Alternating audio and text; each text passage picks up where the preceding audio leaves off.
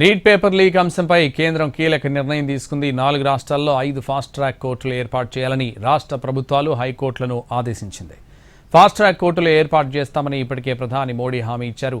కోర్టుల ఏర్పాటు ప్రక్రియ కోసం అవసరమైన అన్ని చర్యలను వెంటనే ప్రారంభించాలని సంబంధిత అధికారులను ఆదేశించారు. విద్యార్థుల జీవితాలతో ఆడుకునే వారిని ఎట్టి పరిస్థితుల్లో వదిలిపెట్టబోమని స్పష్టం చేశారు ప్రధాని మోడీ.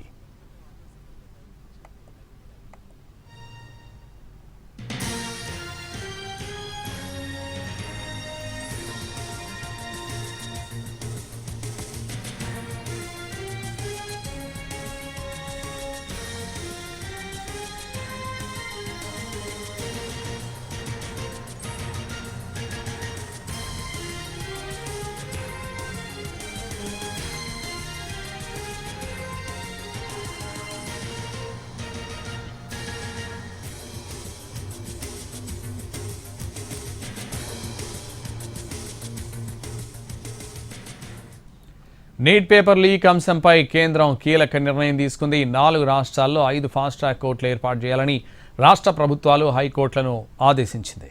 ఇదే విషయానికి సంబంధించి మరింత సమాచారం మా ప్రతినిధి రాజు లైవ్లో అందిస్తారు. రాజు. సంతోష్, గత నెల రోజులుగా దేశ రాజధాని ఢిల్లీలో జరుగుతున్నటువంటి కాక్రోచ్ జనతా పార్టీ ఆందోళన, యువత చలో పార్లమెంటుకు పిలుపునివ్వడం, వీటన్నిటి నేపథ్యంలో ఇంకా కూడా యువత చేస్తున్నటువంటి ఆందోళనలు, వీటన్నిటిని దృష్టిలో పెట్టుకొని కేంద్రం కీలక నిర్ణయం తీసుకుంది. ఈరోజు ఉదయమే స్వయంగా ప్రధానమంత్రి నరేంద్ర మోడీ ఈ అంశాన్ని ప్రజలకు తెలియజేసేటటువంటి ప్రయత్నం చేశారు. అంటే ఏదైతే ఈ పేపర్ లీకేజీలకు సంబంధించినటువంటి వ్యవహారంలో ఎవరైతే అందులో దానికి పాల్పడుతున్నారో ఖచ్చితంగా వాళ్ళకు శిక్ష వేయాలి. ఆ కేసులను త్వరగా విచారించాలంటే దానికి ముందు చేయాల్సింది ఫాస్ట్ ట్రాక్ కోర్టులు. సో ఫాస్ట్ ట్రాక్ కోర్టు ద్వారా త్వరితగతిన దానికి సంబంధించినటువంటి విచారణ పూర్తవుతుంది. అంతేకాదు వాళ్ళకి సరైనటువంటి శిక్ష పడుతుందని చెప్పి ప్రధానమంత్రి స్వయంగా చెప్పారు. అంతేకాదు ప్రజలకు చెప్పడమే కాదు, దేశంలో ఉన్నటువంటి యువత సంబంధించినటువంటి సంక్షేమానికి, వాళ్ళ భవిష్యత్తు విషయంలో మాకు మొదటి ప్రాధాన్యత అనే విషయాన్ని కూడా ప్రధానమంత్రి ప్రకటించారు. సో వీటన్నిటి నేపథ్యంలోనే అదే సమయంలో అధికారులకు కూడా, అంటే హైకోర్టులకు ప్రత్యేకంగా ఆదేశాలు జారీ చేశారు. ముఖ్యంగా 4 రాష్ట్రాలకు ఇప్పటికే ఫాస్ట్ ట్రాక్ కోర్టులు ఏర్పాటు చేయాలంటూ కూడా ఆదేశాలు జారీ చేశారు. సో పేపర్ లీకేజ్ అంశం అనేది ఏ విధంగానైతే నీట్ పేపర్ లీకేజ్ తర్వాత ఇది పెద్ద ఎత్తున చర్చాంశనీయంగా మారినటువంటి పరిస్థితి కనిపించింది. కేంద్ర మంత్రి ధర్మేంద్ర ప్రధాన్ రాజీనామా చేయాలంటూ ప్రతిపక్షాల ఆందోళనే కాదు, యువత ఢిల్లీలో జంతర్ మంతర్లో చేస్తున్నటువంటి ఆందోళన, వీటన్నిటి నేపథ్యంలో చలో పార్లమెంట్ ఎప్పుడైతే కొంత విధ్వంసానికి దారితీయడం, ఒకరిపై ఒకరు దాడులు చేసుకున్నటువంటి పరిస్థితి కనిపించింది. పోలీసుల పైన యువత దాడులు చేయడం, దాంతో పోలీసులు ఏ విధంగానైతే టియర్ గ్యాస్, లాఠీ చార్జ్ కూడా చేసినటువంటి పరిస్థితి కనిపించింది. దాంతో పలువురు విద్యార్థులు ఇంకా ఆసుపత్రిలో కొంత క్రిటికల్గా ఉన్నారు. వాళ్ళను పరామర్శించేందుకు నాయకులు వెళ్ళినప్పుడు కూడా ఆ పరిస్థితిని మొత్తం అడిగి తెలుసుకున్నారు. ఇక సోనం వాంగ్చుక్ సైతం ఈ విషయంలో తన నిరాహార దీక్షను కొనసాగిస్తున్నారు.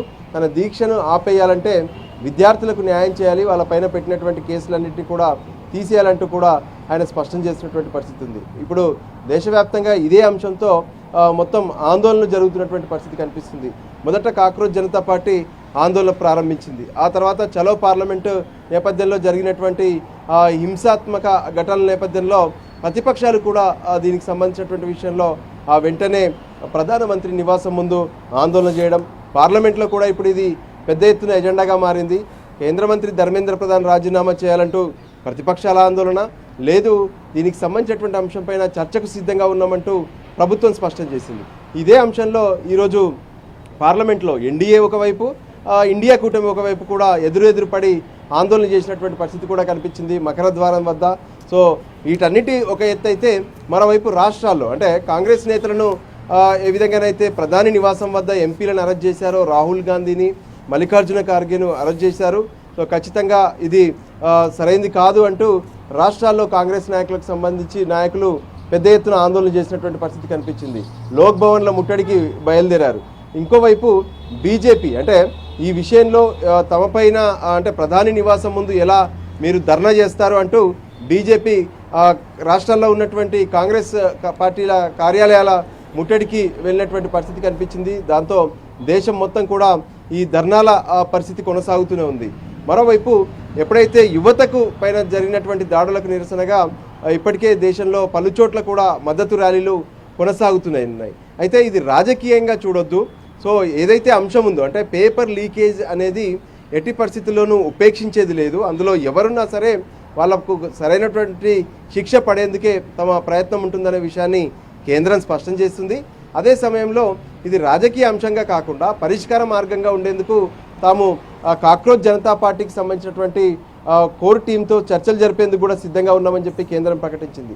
అయినప్పటికీ ధర్మేంద్ర ప్రధాన్ రాజీనామా చేయాలి, చర్చలు జరపాలనుకుంటే మాత్రం జంతర్ మంతర్కే రావాలంటూ సీజేపీ డిమాండ్ చేస్తుంది. అయితే జంతర్ మంతర్కి వచ్చేది లేదు. ఏదైనా మధ్యలో అంటే అటు ప్రభుత్వానికి సంబంధించినటువంటి కేంద్ర మంత్రుల నివాసాల్లో గతంలో ఏ విధంగానైతే జేపీ నడ్డా నివాసంలో చర్చలు జరిగాయో అదేవిధంగా చర్చలు జరపాలని చెప్పి అటు కేంద్ర ప్రభుత్వం భావిస్తుంది. మరోవైపు యువత మాత్రం జంతర్ మంతర్కు భారీగా తరలి వస్తున్నారు. ఎప్పుడైతే 20వ తేదీన పార్లమెంట్ సమావేశాల ప్రారంభం రోజున ఢిల్లీలో హింసాత్మక ఘటనలు జరిగాయి చలో పార్లమెంట్ నేపథ్యంలో, అయినప్పటికీ కూడా యువత జంతర్ మంతర్కు భారీగా తరలి వస్తున్నారు. ఆ జంతర్ మంతర్ నుంచి పార్లమెంటుకు వెళ్లేందుకు ప్రయత్నాలు చేస్తున్నారు. ఉదయం నుంచి పలుసార్లు పోలీసులు వాళ్ళని నిర్వహించేందుకు కొన్ని చోట్ల లాఠీ చార్జ్ కూడా చేసినటువంటి పరిస్థితి కనిపించింది. నిన్న సాయంత్రం అయితే ఏకంగా 5 పోలీసులు గాయపడ్డారు. యువత పార్లమెంటుకు వెళ్లేందుకు కానీ లేదంటే బాటిల్స్ విసిరారని చెప్పి ఇప్పటికే పోలీసులు కూడా స్పష్టం చేసినటువంటి పరిస్థితి ఉంది. అయితే ఈ ఆందోళన ఇదే విధంగా కొనసాగకుండా ఉండేందుకు ఏం చేయాలనే దాని మీద కేంద్రం కసరత్తు చేస్తుంది. ఇప్పటికే యువతకు ఇవ్వాల్సినటువంటి భరోసా స్వయంగా ప్రధానమంత్రి చెప్తున్నారు. దీన్ని పరిశీలించాలంటూ కూడా స్పష్టం చేసినటువంటి పరిస్థితి కనిపిస్తుంది. దానికి అనుగుణంగానే యువతతో చర్చలు జరపడమా లేదంటే పార్లమెంట్లో దీనికి సంబంధించినటువంటి చర్చ మొదలైతే కొంత యువతకు భరోసా ఇవ్వగలుగుతామా అనే దాని మీద కూడా ప్రస్తుతం కేంద్ర మంత్రులు ఎప్పటికప్పుడు సమాలోచనలు చేస్తున్నారు. మరోవైపు ఫాస్ట్ ట్రాక్ కోర్టులకు సంబంధించినటువంటి విషయంలో కూడా త్వరితగతిన ఏర్పాటు చేసే అంశం పైన ఇప్పటికే కేంద్రం ప్రత్యేకమైనటువంటి ఆదేశాలు జారీ చేసింది. దానికి అనుగుణంగానే ఆ ఫాస్ట్ ట్రాక్ కోర్టులు ఏర్పాటు చేయడమే కాకుండా కేంద్ర స్థాయిలో జరిగేటటువంటి పరీక్షలే కాదు, జాతీయ స్థాయి పరీక్షలే కాదు, రాష్ట్రాల్లో జరిగేటటువంటి పరీక్షలు కూడా పేపర్ లీకేజ్ కాకుండా ఉండేందుకు కావాల్సినటువంటి చర్యలన్నీ తీసుకుంటామని చెప్పి కేంద్రం పదే చెప్తుంది. కానీ ఆందోళన మాత్రం విరమించేటటువంటి పరిస్థితి కనిపించట్లేదు. యువత ఏ విధంగానైతే రాష్ట్రాలు అంటే దేశంలో ఉన్నటువంటి సౌత్ నుంచి కావచ్చు, నార్త్ నుంచి కావచ్చు పెద్ద ఎత్తున యువత జంతర్ మంతర్కు చేరుకుంటున్నారు. ఇది హింసాత్మకంగా మారకుండా ఉండాలంటే ఖచ్చితంగా వాళ్ళు శాంతించాలి. వాళ్ళందరూ కూడా ఆందోళన విరమించాల్సినటువంటి అవసరం ఉంది. దానికోసం ప్రయత్నాలు అయితే కొనసాగుతున్నాయి. Santosh. Right, thank you Raju.